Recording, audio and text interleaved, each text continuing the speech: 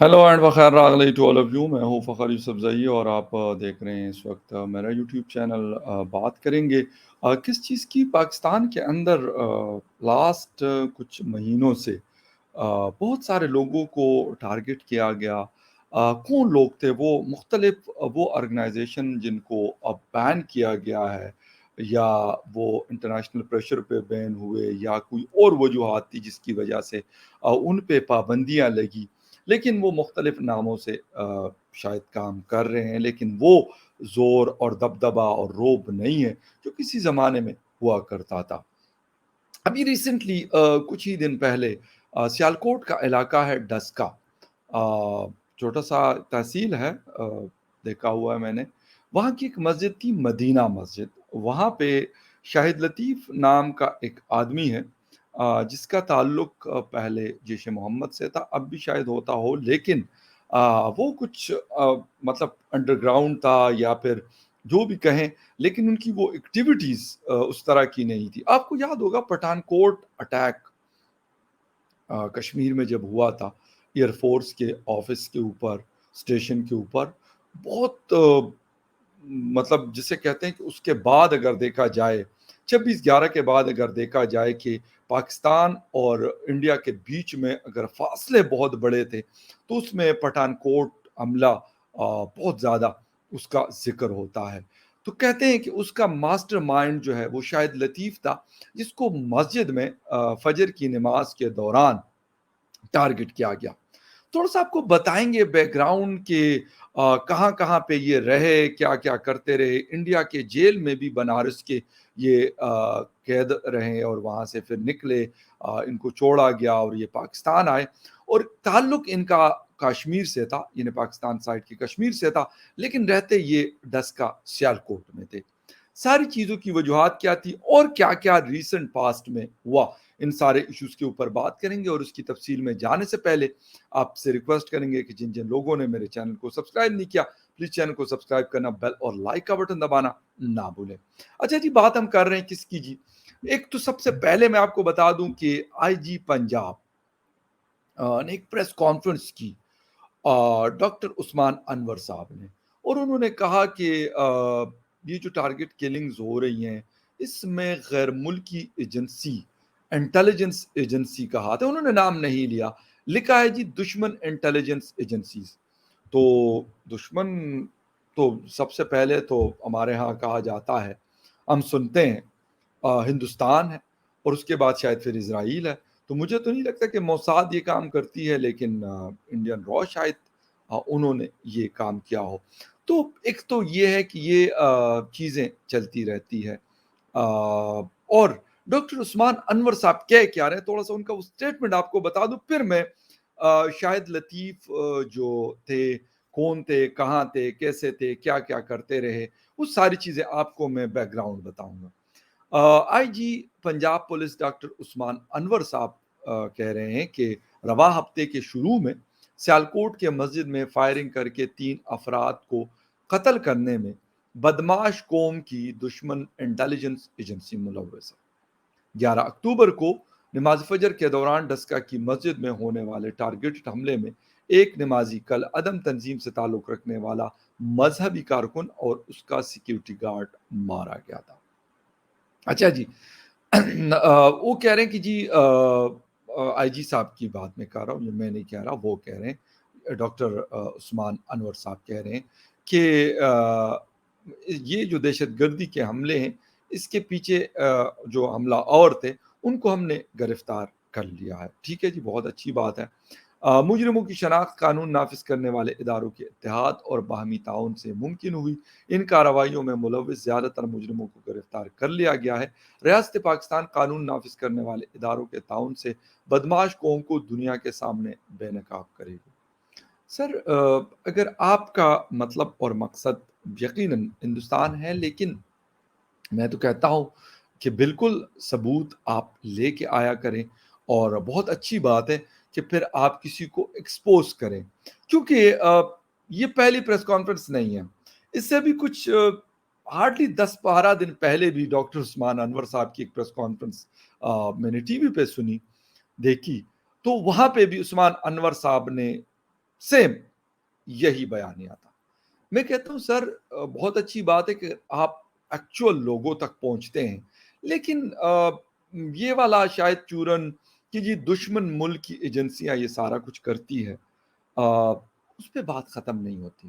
آپ پکڑیں لوگوں کو، قانون کے کٹہرے میں لے کے آیا کریں، اور اس کے بعد دنیا کو دکھایا کریں کہ یار یہ فلاں بندہ تھا، ہم نے اس کو پکڑا اور یہ ان چیزوں میں ملوث رہا ہے، اس کی یہ آئیڈینٹی ہے۔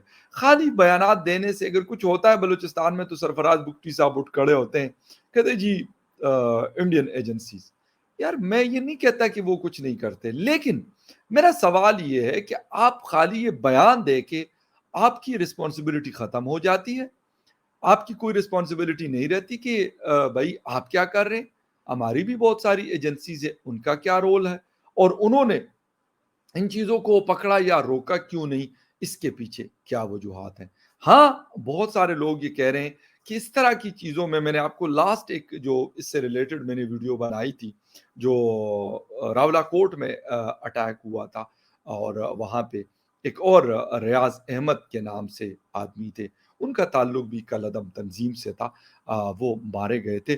اس وقت بھی یہ کہا گیا، میں نے آپ کو 2-3 چیزیں بتائی تھی، میں پھر آ رہا ہوں بالکل ایکچوئل اپنے اصل پوائنٹ کے اوپر، شاید لطیف کے حوالے سے یا پھر ان کی تنظیم کے حوالے سے، کہ ان کا تعلق کس سے تھا اور کیا کیا وہ کرتے رہے۔ بٹ اس وقت بھی دو بیانیے نظر آئے۔ ایک تو یہ ہے کہ جی آپس میں ان کی ایک دوسرے کو بھی یہ نہیں چھوڑتے، جب ان کو لگتا ہے کہ اب کوئی نیا امن بندہ لے کے آنا ہے، یا پھر کرسی کی جنگ، یعنی کرسی کی کیا، لیڈرشپ کی جنگ میں کہوں گا، تو وہ جب ضرورت ہوتی ہے تو یہ کہتے ہیں کہ یار اس بندے کو سائڈ پہ کیا جائے، کوئی اور بندہ اب کہتا ہے کہ یار میں بنوں۔ تو ایک تو یہ پوائنٹ ہے۔ پھر سیکنڈلی اگر ہم کہتے ہیں کہ دشمن ایجنسی یہ سارا کچھ کر رہی ہے، جو ریسنٹلی تقریباً 6 months to 1 year یہ چیزیں چل رہی ہے، اس میں خالستان مومنٹ کے لوگ بھی ہیں، اس میں کالعدم تنظیموں کے لوگ بھی ہیں، تو اس کے پیچھے دو چیزیں مائنڈ میں آتی ہے۔ ایک تو یہ ہے کہ انٹرنیشنل پریشر اگر کوئی ایسا آتا ہے تو ان کو سائڈ کیا جاتا ہے، سائڈ لائن کیا جاتا ہے۔ And the second thing is, اگر را یہ کارروائیاں کر رہی ہے، جیسا کہ ڈاکٹر عثمان انور صاحب کہہ رہے ہیں، کیونکہ ایک بڑی رسپانسبل پوزیشن پہ بیٹھے ہوئے ہیں، تو پھر اس کا مطلب ہے کہ اگر وہ آپ کے ڈسکا میں، وہ لاہور میں، راولا کوٹ میں، کراچی میں، راول پنڈی میں اگر وہ پہنچتے اور وہ اپنے جو ٹارگٹس ہیں، جو کچھ انہوں نے کیا تھا اور ان کے پاس ایک ریکارڈ پہ موجود ہے، تو میرے خیال میں پھر ان کو بھی داد دینی پڑے گی۔ ہو سکتا ہے یہ میری بات بہت سارے لوگوں کو ناگوار گزرے، لیکن اگر یہ ایسا کر رہے ہیں تو پھر بہت بڑی بات ہے، کیونکہ دوسری طرف جب ہم دیکھتے ہیں ہمارے اسٹیٹ اور پاکستان کے خلاف ٹی ٹی پی لڑ رہی ہے، بی ایل اے اور بہت سارے اور آرگنائزیشن ایسے ہیں جو لڑ رہے ہیں، کیا ہمارے ادارے بھی اس قسم کی کوئی کارروائی کر سکتے ہیں؟ ایک اسکول آف تھاٹ یہ کہتا ہے کہ یار ہم اس قسم کی کارروائیاں نہیں کرتے، خالستان موومنٹ کے لوگ ہو یا باقی ہمارے خلاف لڑنے والے لوگ ہو، ہم اس طریقے سے یہ کارروائی نہیں کرتے۔ ہاں ہو سکتا ہے کسی کے ذریعے بھی تو کروائی جا سکتی ہے، میں یہ نہیں کہتا کہ نیو دہلی سے کوئی روانہ ہوا ہوگا اور اس نے ڈسکا میں یا کہیں پر بھی کسی کو ٹارگٹ کیا ہوگا، اس کے لیے پورا ایک پروسیجر ہوتا ہے۔ اور سیکنڈلی میں نے آپ کو بتایا کہ یہاں لوکل بھی یہ چیز پاسبل ہے، انٹرنیشنل پریشر بھی ہو سکتا ہے سعودی عربیہ باقی کنٹریز کا، کہ بھئی اب ان چیزوں کو، یہ چلنے والی، یہ دکان اب چلنے والی نہیں ہے، یہ کمپنی اب چلنے والی نہیں ہے، اس لیے اس کو ختم کرنا پڑے گا۔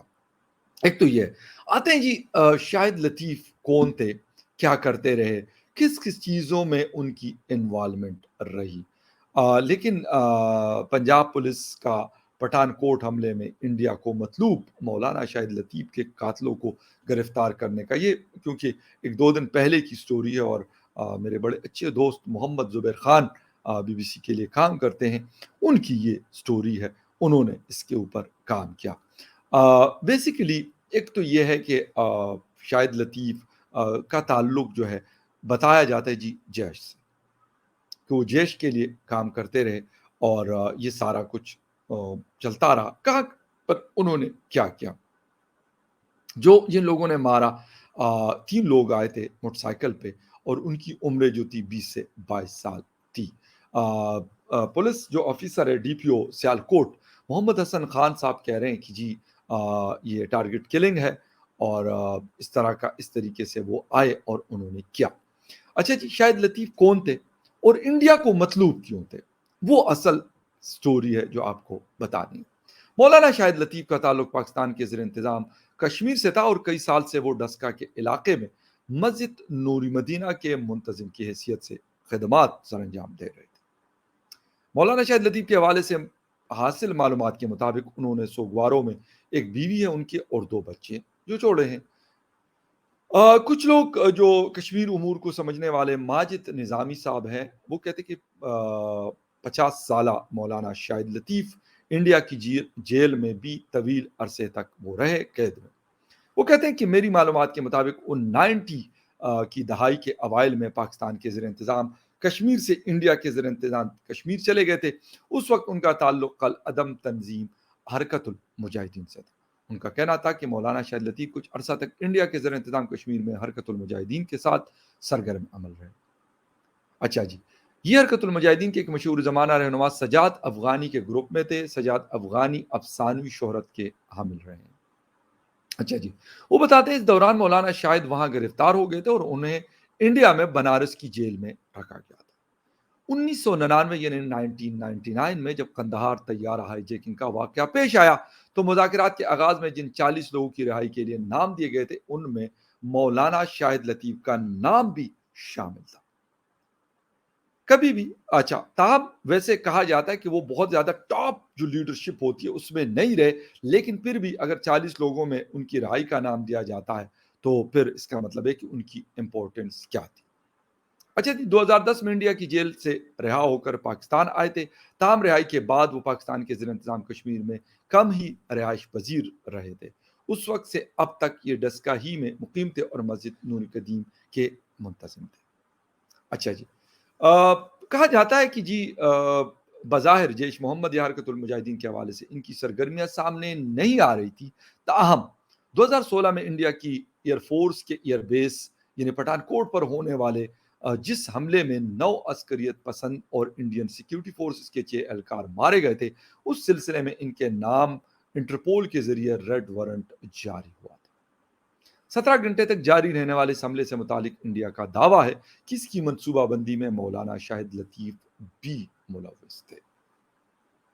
अच्छा, फिर उसके बाद अ, यकीनन ये एक बहुत बड़ा हमला था जैसे कि मैंने आपको स्टार्टिंग में बताया कि 26/11 के बाद अगर किसी अटैक का नाम लिया जाता है, आप किसी भी इंडियन जर्नलिस्ट से या किसी और से अगर आप बात करते हैं, तो वो पठानकोट का ज़िक्र लाज़मी करते हैं। अगर आप पूछें कि जी पाकिस्तान, हिंदुस्तान के ताल्लुकात बेहतर नहीं हो रहे, तो कहते हैं जब भी हमने बेहतर करने की कोशिश की तो आपने 26/11 किया, जब भी हमने बेहतर करने की कोशिश की तो आपने पठानकोट किया, जब भी हमने बेहतर करने की कोशिश की तो कुछ और इस तरह के इंसिडेंट अनफॉर्चुनेटली हुए, जिसकी वजह से ताल्लुकात बजाय बेहतर होने के बहुत ज़्यादा ख़राब सूरत हाल की तरफ चले गए।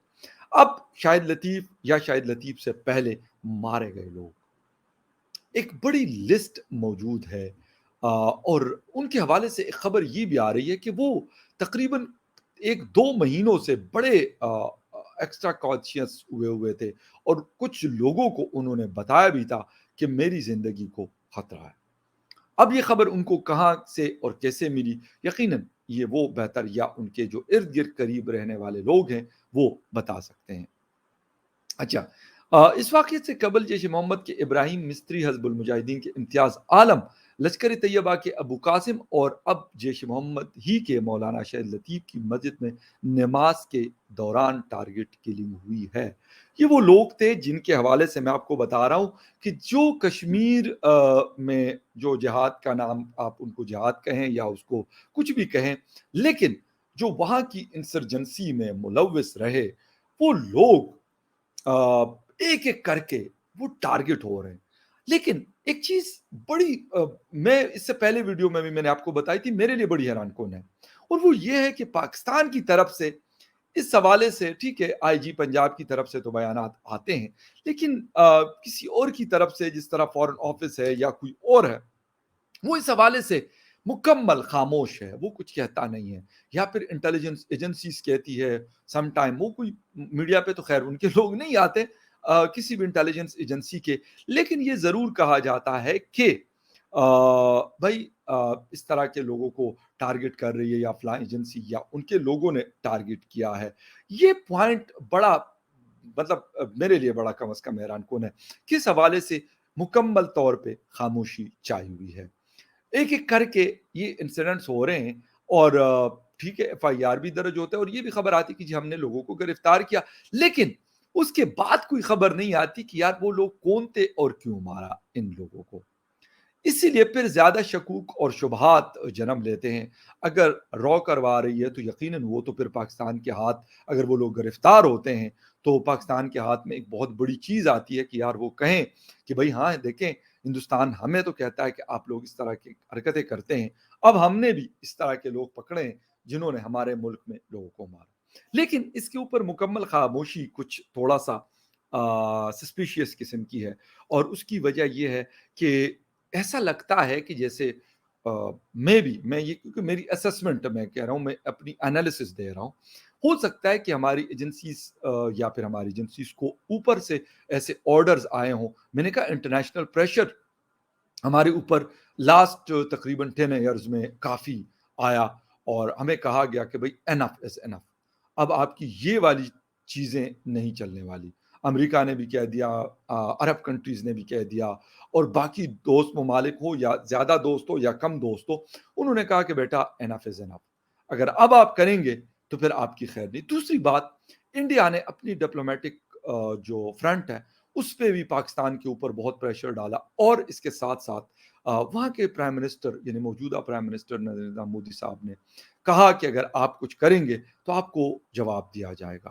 اور ہمیں یاد ہے کہ بالاکوٹ اسٹرائک کے نام سے جو کچھ ہوا 2018-19 میں، تو وہاں پر انہوں نے باقاعدہ کہا کہ ہم نے جیش کے ہیڈ کوارٹر کو یا اس کے مدرسے کو ہم نے ٹارگٹ کیا تھا۔